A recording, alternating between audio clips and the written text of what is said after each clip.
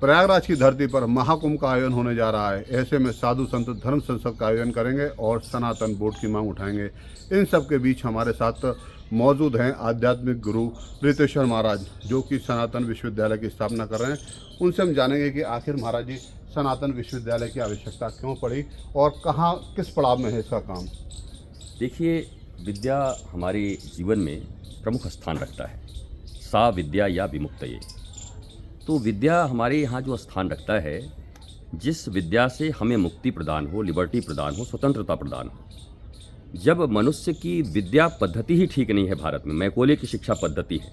जब आपका बच्चा शुरू से विदेशी ज्ञान को लेके आ रहा है, भौतिक ज्ञान को सिर्फ लेके आ रहा है, आध्यात्मिक ज्ञानहीन है, मन चित्त विचार आत्मा के संबंध में उसके ज्ञान नहीं है, मर्यादित वो नहीं है, तो वो अमेरिका जैसा अगर समृद्ध भी हो जाए तो आत्महत्याएं करेगा, उसके बाद भी मेंटल एंजाइटी का शिकार होगा। इसलिए सबसे पहले अगर इस भारत में ज़रूरत है किसी चीज़ की, भारत विश्वगुरु था अपने विद्या के बल पर, भारत विश्वगुरु था अपने तपस्या के बल पर। हम पुनः उसी तपस्वी विश्वविद्यालय का निर्माण करना चाहते हैं, जहां आधुनिक विज्ञान और प्राचीन ज्ञान का समागम होगा। जब भारत के बच्चे निकलेंगे तो पूर्ण रूप से सुसंस्कृत होकर के आधुनिक वैज्ञानिकों के साथ कदम से कदम मिला करके चल सकेंगे।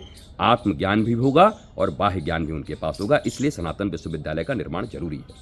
महाराज जी, महाकुंभ की बात करें तो सनातन बोर्ड की मांग उठेगी। बफ बोर्ड के इक्विवेलेंट सनातन बोर्ड की मांग हो रही है। क्या मानना है इस विषय पर आपका? देखिए, बरसों से जब ये देश आप कहते हैं कि पंथ निरपेक्ष है, तो किसी भी पंथ निरपेक्ष देश में किसी विशेष धर्म या किसी विशेष पंथ के लिए आपने विशेष चीज़ें क्यों रखी हैं? अगर वक्फ बोर्ड है, मैं सीधी बात बोलता हूँ, तो सनातन बोर्ड होना चाहिए। और मैं तो इस बात की मांग करता हूँ कि सबसे बढ़िया तो है कि भारत के संविधान के तहत प्रियम्बल में जो कुछ लिखा हुआ है, आप यूसीसी लागू करें, आप समान नागरिक संहिता कानून लागू करें, किसी को कोई विशेष कुछ मत दें, लेकिन सबके लिए एक कानून तो दीजिए। आपने एक के लिए कुछ और दे दिया, एक के लिए कुछ और दे दिया, तो ये तो विषमता है। संविधान कहाँ है? संविधान बराबर का विधान कहाँ है? हम दोनों के लिए, हम दोनों के लिए अलग अलग विधान हैं। शायद अगर यूसीसी की मांग हो जाए, एक नागरिक संहिता कानून आ जाए, तो कोई किसी चीज़ की मांग नहीं करेगा। और अगर जब तक ये बोर्ड हैं, तब तक सनातन बोर्ड का मांग करना हमारा अधिकार है। महाराज जी, अगर हम बात करें तो मुख्यमंत्री अखिलेश यादव, जो पूर्व मुख्यमंत्री हैं अखिलेश यादव, उन्होंने एक बयान दिया है। उनका कहना है कि कलयुग की शुरुआत वहाँ से हुई जहाँ भगवान श्री कृष्ण ने अंतिम सांस ली। किस नज़र से देखते हैं उनके इस बयान को? देखिए, अखिलेश यादव जी भी इस भारत के नागरिक हैं, उत्तर प्रदेश के पूर्व मुख्यमंत्री हैं। वो अपना कुछ बयान देते हैं, उस बयान के ऊपर में ज़्यादा अच्छा ये होगा कि कलयुग के लिए तो पुराणों में, शास्त्रों में जो कुछ लिखा हुआ है, ये पुराणविदों का काम है, शास्त्रविदों का काम है। तो अखिलेश जी ने जो बयान दिया है, इस बात का जवाब विद्वान लोग देंगे, उनको उत्तर देंगे। उन्होंने अपनी एक मंशा प्रकट की है। हमारे यहाँ नाना मुनि नाना मत है, हम किसी एक मत पर नहीं चलते हैं। तब भी हमारे यहाँ वशिष्ठ हैं, विश्वामित्र हैं, ऋभु हैं, चैवन्य हैं, गालव हैं, अंगिरा हैं, कितने ऋषि हैं। तो अलग अलग बयान हैं, अलग अलग बयानों पर प्रतिक्रियाएं देना भी ज़्यादा उचित नहीं है। उन्होंने कहा है, अब किस पुराण से कहा है वो इस बात को सिद्ध करेंगे, बाकी लोग जवाब देंगे। महाराज जी, महाकुंभ होने जा रहा है, तरह तरह की बातें सामने आ रही हैं। एक बयान इस तरीके का भी आया है कि महाकुंभ में जो भगवान कृष्ण को, राम को नहीं मानते हैं, उनको प्रवेश नहीं देना चाहिए। देखिए, भगवान राम और कृष्ण भारत की आत्मा है और सनातन संस्कृति हमारे देश का प्राचीन आधार रहा है। और सनातन इज़ इक्विवेलेंट टू ह्यूमैनिटी। मैं बार बार कहता हूँ, सनातन कोई कास्ट, क्रीड या रिलीजन नहीं है। सनातन का अर्थ ही है मानवता। सर्वे भवन्तु सुखिनः सर्वे सन्तु निरामया वसुधैव कुटुम्बकम की उद्घोषणा करने वाला जो हमारा सनातन संस्कृति और धर्म है, वो सबकी बात करता है। तो सनातन संस्कृति या सनातन धर्म में लोगों ने, साधु संतों ने ये मांग की है कि जो राम और कृष्ण में आस्था रखते हैं, वैसे लोग ही वहाँ पर आएँ तो ज़्यादा अच्छा है। या जो राम और कृष्ण के बारे में जानने के उत्सुक हों, हमारे यहाँ जिज्ञासु, अर्थार्थी, ये सब लोग हैं। तो अगर जिज्ञासु हैं तो वो आएँ, अर्थार्थी लोग भी आएंगे। तो जिज्ञासा लेकर के आएँ कि भारत की आत्मा राम कैसे हैं, श्री कृष्ण कैसे हैं। और वहाँ विभिन्न साधु संत, शंकराचार्य सभी मिलकर के उनको बताएंगे कि भारत की आत्मा राम कैसे हैं, कृष्ण कैसे हैं। तो ये मांग भी सही है। जो राम और कृष्ण में विश्वास रखते हैं उनको इस महाकुंभ के मेले में आना चाहिए, और आकर के जो नहीं जानते उनको जानने के लिए आना चाहिए।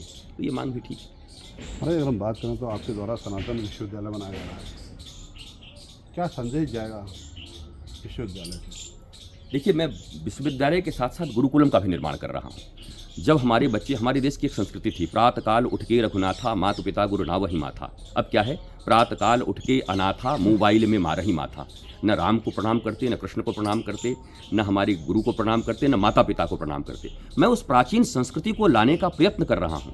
उस संस्कृति के अभाव में ही तो यहाँ पर मोर देन 74% लोग मेंटल एंजाइटी के शिकार हैं। पूरी दुनिया में 88% मेंटल एंजाइटी के शिकार हैं। अकेले अमेरिका में 90% मेंटल एंजाइटी के शिकार हैं। ये मेंटल एंजाइटी क्यों है? अगर आप 21वीं शताब्दी में हैं, विज्ञान इतना डेवलप कर गया है, यंत्र इतना विकसित हो गया है, आपकी शिक्षा इतनी आधुनिक हो गई है, तो इतना मेंटल एंजाइटी क्यों, इतना तनाव क्यों, डिप्रेशन क्यों, इतने अस्पताल क्यों?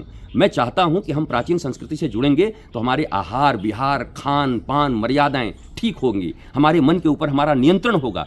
इसके लिए इस विश्वविद्यालय की आवश्यकता केवल भारत को नहीं है, पूरी दुनिया को है। पहले यह भारत में खुल रहा है, यह विश्वविद्यालय और गुरुकुलम, इसके बाद पूरी दुनिया में मानवता के लिए इसकी स्थापना की जाएगी। मैं विश्वास रखता हूं, जैसे आज जर्मनी 14 विश्वविद्यालयों में संस्कृत और वेदों की पढ़ाई आरंभ कर दिया, भारत में पढ़ाई नहीं हो रही है, जर्मनी ने इसको कह दिया कि अब आपको पढ़ाना आवश्यक है, भारत के विश्वविद्यालय में होना चाहिए था। अब हम जर्मनी जाएंगे संस्कृत पढ़ने के लिए। हमारी आदत रही है लंदन रिटर्न, जब तक हम नहीं हो जाते, जर्मनी रिटर्न नहीं होते, तब तक हमारी पूछ नहीं होती। यही संस्कृत जो भारत की आत्मा थी, अब उसी संस्कृत को पढ़ने के लिए और वेदों को पढ़ने के लिए जब हम जर्मनी जाएंगे, करोड़ों रुपया लगा करके आएंगे, तब कहेंगे हम वेद पढ़ करके आ रहे हैं जी। पर यहाँ पर आपको निःशुल्क वेद की शिक्षा दी जाए, जीवन की विद्या दी जाए, तो आप लेने को तैयार नहीं होते हैं। ये बाजारीकरण है। इस बाजारीकरण को रोकने के लिए सनातन विश्वविद्यालय का निर्माण और सनातन गुरुकुलम का निर्माण मैं करने जा रहा हूँ।